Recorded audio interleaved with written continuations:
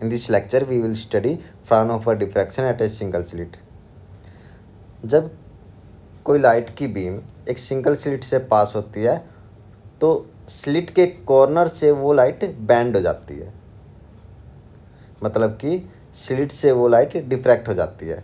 अगर उस diffracted beam के सामने हम एक स्क्रीन लगा दें तो हमें एक डिफ्रैक्शन पैटर्न मिलता है।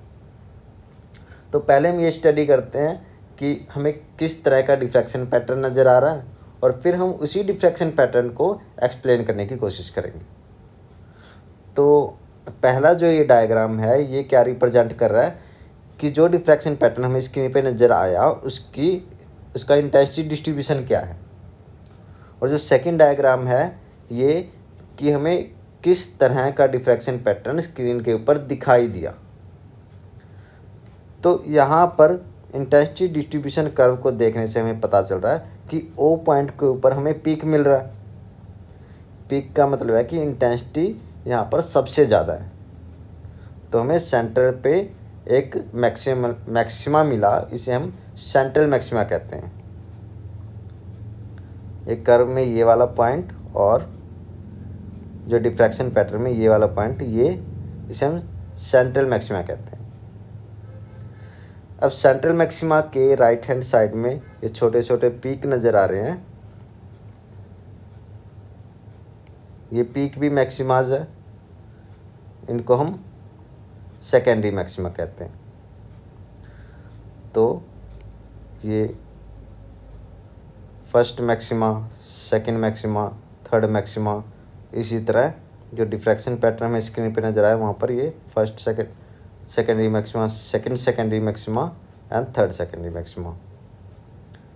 अब दो मैक्सिमाज के बीच में इंटेंसिटी 0 हो रही है, जैसे कि ये पॉइंट जो हैं यहाँ पर इंटेंसिटी 0 हो रही है, इनको हम सेकेंडरी मिनिमाज बोलते हैं। इसके बाद ये वाले पॉइंट, इसके बाद ये वाले पॉइंट, तो इन सभी पॉइंट्स को हम क्या बोलते हैं? सेकेंडरी मिनिमाज।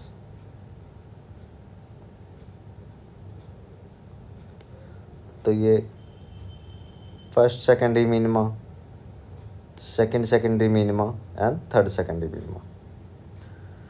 और यहाँ पर एक चीज़ और कि जो फर्स्ट ये सेंट्रल मैक्सिमा इसकी इंटेंसिटी सबसे ज़्यादा है, फिर सेकेंडरी मैक्सिमाज जो हैं उनकी इंटेंसिटी रैपिडली डिक्रीज होती जा रही है। अब जिस तरह से राइट हैंड साइड में मैक्सिमा मिनिमा नज़र आ रहे हैं, उसी तरह से लेफ्ट हैंड साइड में भी हमें ये मैक्सिमा मिनिमा नज़र आते हैं। तो अब हम नेक्स्ट लेक्चर में इस डिफ्रैक्शन पैटर्न को एक्सप्लेन करेंगे।